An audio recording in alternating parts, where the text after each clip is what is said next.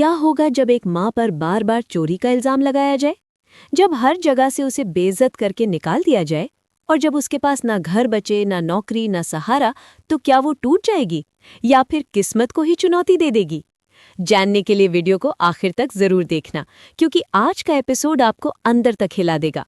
Episode की शुरुआत होती है अनु से, जो अकेले बैठी होती है और अपने साथ हुए हर एक अपमान को याद कर रही होती है।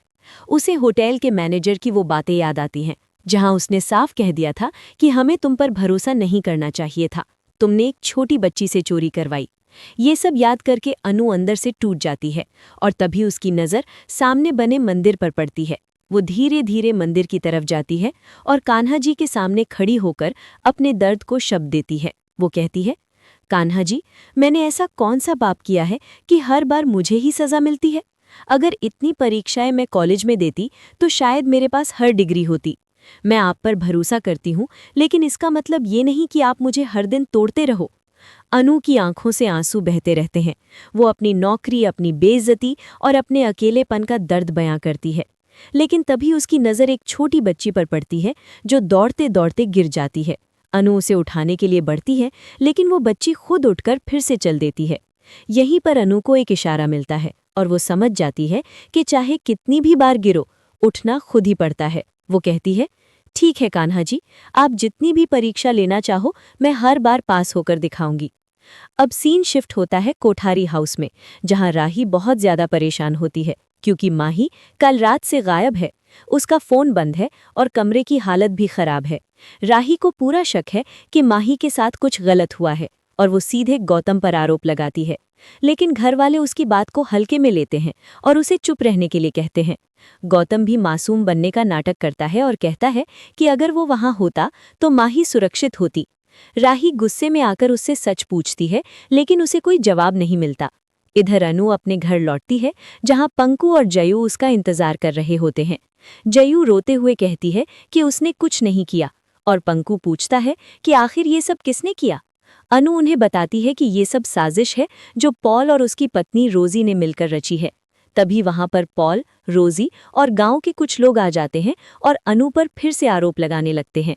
वो कहते हैं कि ये औरत गांव का माहौल खराब कर रही है और बच्चों से चोरी करवाती है।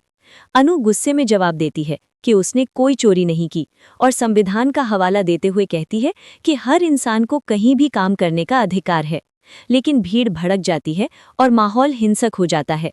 पॉल पंकु को थप्पड़ मार देता है और लोग घर तोड़ने की धमकी देते हैं। अनु बच्चों को लेकर घर के अंदर छिप जाती है, लेकिन पॉल बाहर से तोड़फोड़ शुरू कर देता है। वो पौधों को नुकसान पहुंचाने लगता है। अनु उन्हें बचाने जाती है, लेकिन खुद गिर जाती है और उसके सिर में चोट लग जाती है। भीड़ उसे घसीटने की कोशिश करती है, तभी अचानक दिग्विजय एंट्री करता है और पॉल को रोक देता है। वो उसे सख्त चेतावनी देता है कि अगर उसने दोबारा उसकी प्रॉपर्टी में कदम रखा तो अंजाम बहुत बुरा होगा। दूसरी तरफ राही और प्रेम माही को ढूंढ लेते हैं। माही डरी हुई होती है और बताती है कि गौतम ने उसके साथ गलत करने की कोशिश की। वो कहती है कि अगर वो वापस गई तो शायद जिंदा नहीं बचेगी। इतना सुनकर राही और प्रेम दोनों गुस्से में आ जाते हैं। इधर अनु दिग्विजय का धन्यवाद देती है, लेकिन दिग्विजय ठंडे अंदाज में उसका सामान बाहर रख देता है और कहता है कि अब वो यहाँ नहीं रह सकती। अनु हाथ जोड़कर उससे विनती करती है कि उसके पास कहीं जाने की जगह नहीं है, लेकिन दिग्विजय मना कर देता है। आखिरकार अनु, पंकु और जयू की हालत देखकर वो मजबूरी में उन्हें रहने की इजाजत दे देता है, लेकिन एक शर्त के साथ कि घर में शांति बनी रहनी चाहिए। आखिर में दिग्विजय अपने बंद पड़े कैफे को फिर से शुरू करने का फैसला करता है और सफाई शुरू कर देता है। अनु कैफे को देखकर खुश होती है और उसे सलाह देती है कि इसे फिर से शुरू करना चाहिए। वो कहती है कि वो यहाँ काम भी कर सकती है और यहीं से शुरू होने वाली है अनु की जिंदगी का एक नया अध्याय। क्या अनु इस नई शुरुआत में कामयाब हो पाएगी? क्या गौतम का सच सबके सामने आएगा? और क्या माही को मिलेगा इंसाफ? जानने के लिए जुड़े रहिए हमारे चैनल के साथ। वीडियो को लाइक करें, शेयर करें और ऐसे ही डेली अपडेट के लिए चैनल को सब्सक्राइब जरूर करें।